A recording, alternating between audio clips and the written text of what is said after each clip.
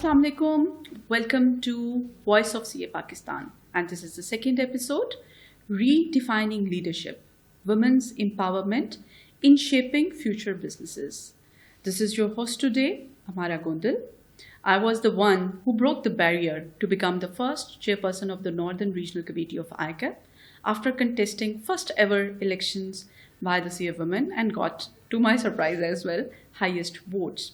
Currently, I am working at a leading multinational JV as Chief Financial Officer and taking care of my responsibilities at ICAP at different roles in the Northern Regional Committee. And this is my honor and privilege to welcome Ms. Uzma Adil Khan to our show. Thank you. Thank you, Ms. for coming over. Let me give you a brief introduction about Ms. Uzma Adil Khan, who needs no words of explanation. She spent around 15 years in SNGPL, which is a public sector male-dominated organization, starting from the mid-level, reaching to the top as managing director of SNGPL. Then she was the one who broke, once again, another barrier to lead male-dominated and a regulatory authority, OGRA, as the chairperson. And currently, she is leading as chairperson of the board of directors of a large organization services group. Thank you so very much, Ms. Uzma, to be with us. When we are talking about that, this is a women empowerment in leading the organization as leaders, and this is imperative for shaping future of the businesses. When I say this, so it comes to my mind, and it is being also said that businesses have been led by, our male counterparts, and they have brought new ideas and new perspective. But the diversity, the fresh minds, the fresh perspectives that women can bring is non-matchable.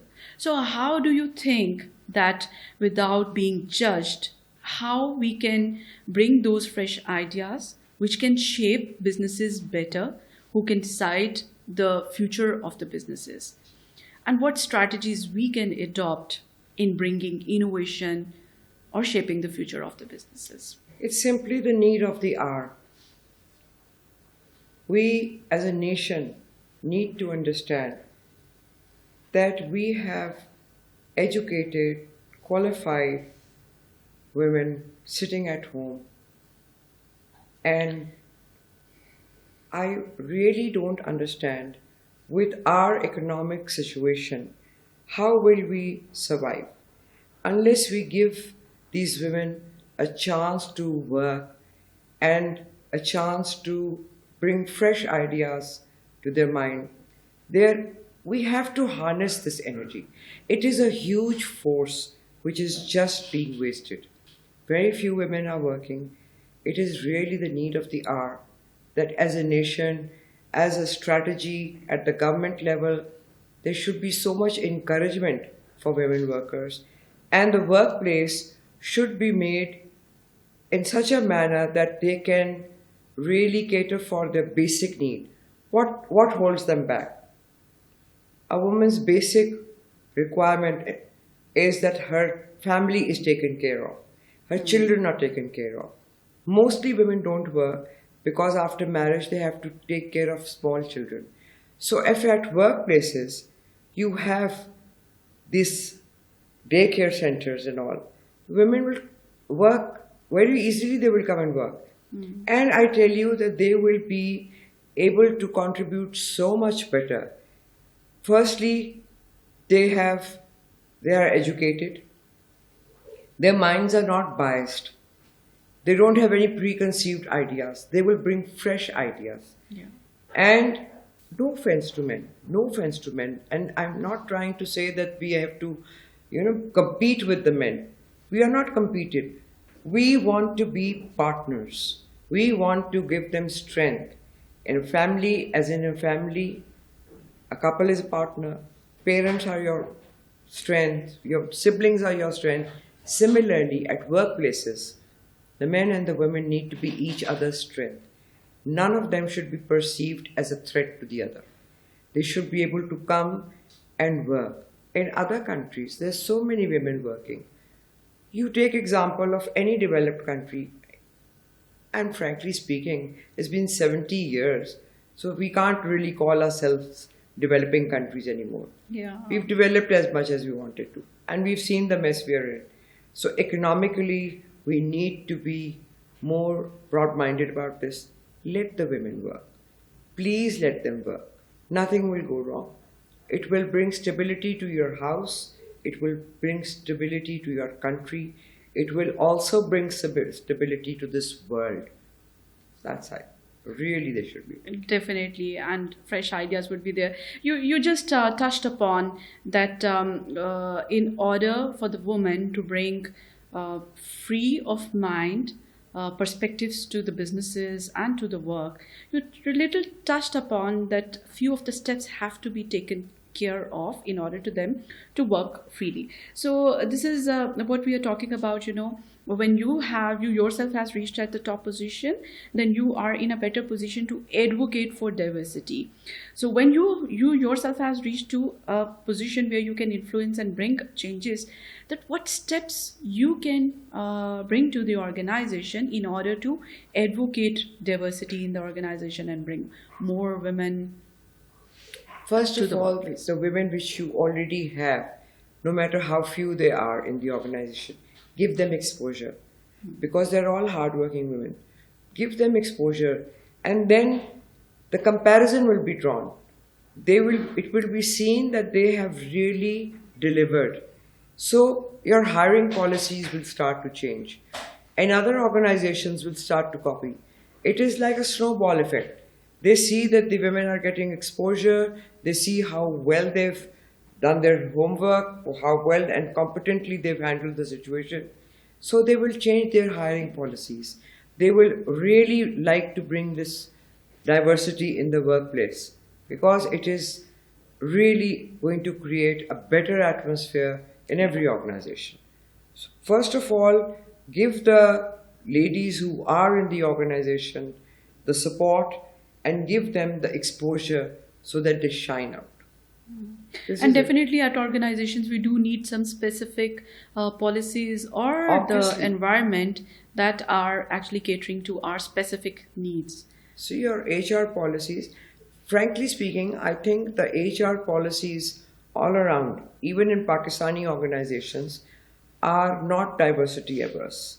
They include and they encourage diversity. It is just how many of them are actually ready to take up this challenge, and how well they are supported by their families to go and work. If any family understands that their daughter or their lady is going to have a secure workplace, and the policies in that organization will cater for this, they will all be willing to send her. So you have to have secure, diverse policies in your organization. Exactly. Just talking about, a few of the policies, like I remember from my organization, okay, so that was a travel policy. When women is traveling, so they have to get, higher perks. For example, they would be allowed to, stay in, 5-star versus their counterparts, male, who can stay in, other than 4-star or 3-star hotels and something like that. It is just catering for their security. Security, exactly. In our system, we all feel that our women should be secure before we let them go and work. Exactly. So such kind of initiatives has to be, there. Okay, Ms. Usma, like when we say that we have reached to the top position, and particularly talking about, non-CA positions like CEO, chair of the board, we do need to have, take some risks, and we do have to, innovate. And there we have to strike a balance between innovation and risk taking, for sure. When we are at CFO position, and then we always we have that liberty to become risk averse. But for other positions, we do have to bring some innovation or risk taking. How to strike a balance between innovation and risk taking, and to take care of the responsibility as financial stewardship and strategic decision making for more. You will only reach that top position when you have learned to strike that balance, when you know how to assess the risk, because that position is not necessarily an accountant's position. So if I'm talking about my own profession, that is an all-rounder position. Yeah. You are heading a position in which the organization has several departments. So you basically have to be an all-rounder. And you will only reach that position if you know how to manage your risk, if you know how to build your top team in a manner that they all take ownership of your decision. Basically, it may be your decision, but you put it ahead in such a way that they all adopt it. And if you get good suggestions, you adopt those suggestions. So that is the way you can manage the risk and come in such a position so that you are supported by your top team. Unless you are supported by the top team, you will not be successful in the top position. That's Definitely. it. So your risk assessment is main game. So now I would like to discuss a different perspective, which is there in our minds and which is actually, there, that whether we are at, leadership position or mid-career, wherever, we have to navigate complexities of leading in male-dominated businesses, particularly, one way or another. And how we can actually overcome those complexities, and what particular strategies we can employ to gain respect and particularly recognition. That is your attitude. That is simply your attitude. If at whatever position you are, it is how you will conduct yourself which will command that respect. And it is how you behave, and basically your behavior, your conduct, your body language, your get-up, your way of dressing, all these things matter in a male-oriented society. And if you're working in senior positions, you should know where to draw the line. And that message should be so well delivered by your behavior and your attitude that it gives a message. By the way, let me tell you one thing.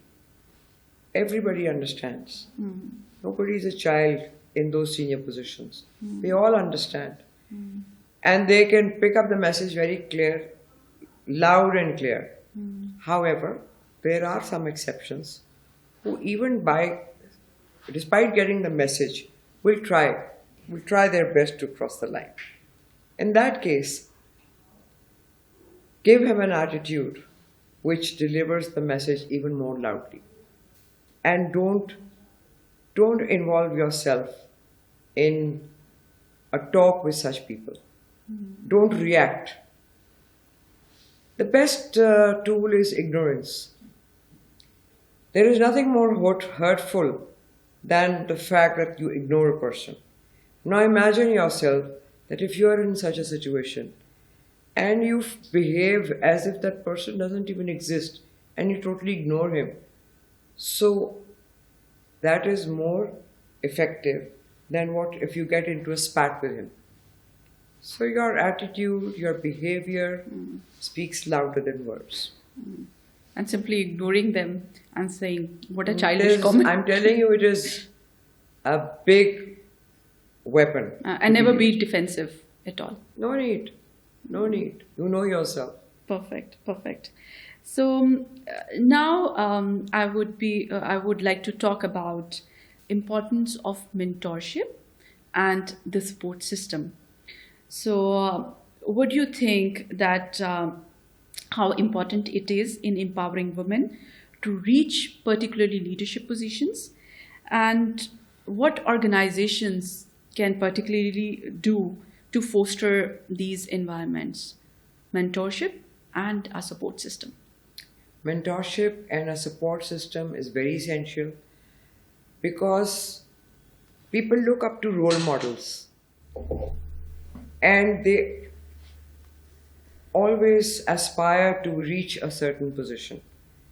And when you want to copy someone and reach a position somebody is holding, so that is when you need the mentorship. CA Pakistan has a very sound program of mentorship. They always encourage that the students should go to mentors and they should be guided. I personally had a mentor, a very senior chartered accountant who has always guided me and has been really helpful in me heading the positions whichever I had. It doesn't matter really, at whatever position you are, you do need mentorship. You do need mentorship, and for that, it is very important that we should have a very strong support system and a mentorship program within CA Pakistan and also in other institutions, in other professions. Mentorship is essential.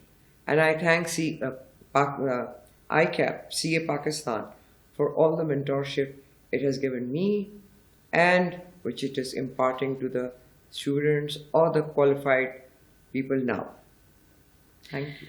So, in the last, what key message would you like to give to our CA women, those who are at the top position and they want to excel further in their career, and one advice to those who are aspiring to reach the top? First, I would like to suggest to the ones who aspire to reach to the top, only competence and hard work and dedication will take you there. Only that. And to the ones who are already there, I always used one formula. It always worked for me. I always worked in the best interest of the organization which I served. Nothing else. It did not matter to me which influence is trying to be made on me, who's trying to pressure me in taking a decision. No matter how high the office is which is trying to pressure me, if I will take the decision in the interest of the organization which I am heading, I will never go wrong. And that will always be helpful and my savior at the end of the day. Thank you so very much for such wonderful insights and guiding us and wonderful advices. Thank you so very much. And I really hope that all these advices, all these insights have been a guiding factor for us, all of us, to reach at the top. Thank you so very much for a wonderful audience as well who have been with us. And let's hope to see you again. Thank you so very much. Thank you for the honor. Thank you so much. Allah Hafiz.